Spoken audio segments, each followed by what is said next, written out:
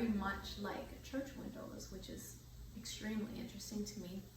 And also Greg Braden, I was watching an interview that he was doing, and he was talking about gematria and how it's this basically this ancient language having to do with words, symbols, and mathematics.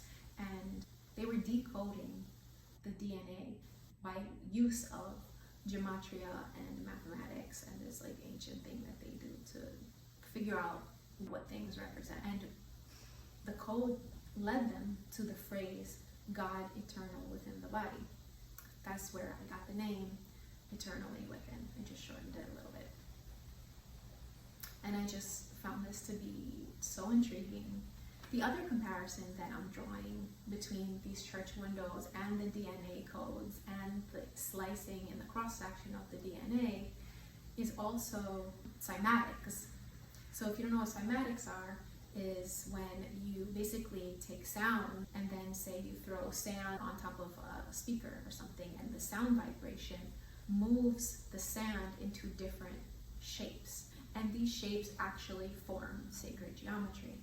It's called sacred geometry because it is basically the foundation, the most sacred foundation of how life works, how life is built. They're like blueprints of animals, anything in nature, humans, the way things grow, they follow this mathematical format. So when you think about sounds they make in church, singing or praising or playing organs, they are all producing this vibration, and you hear it inside the churches, and it fills it up with this sound vibration, and it amplifies the feelings you have of worship.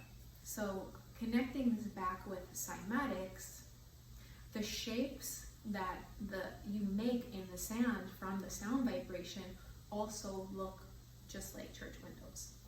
I'm just bringing light to the idea of being on a path of enlightenment, being able to access God within your mind, body, and spirit, and being able to manipulate your thoughts and your heart to accommodate the growth and the transition between all the different parts of you on your healing journey, on your path of enlightenment.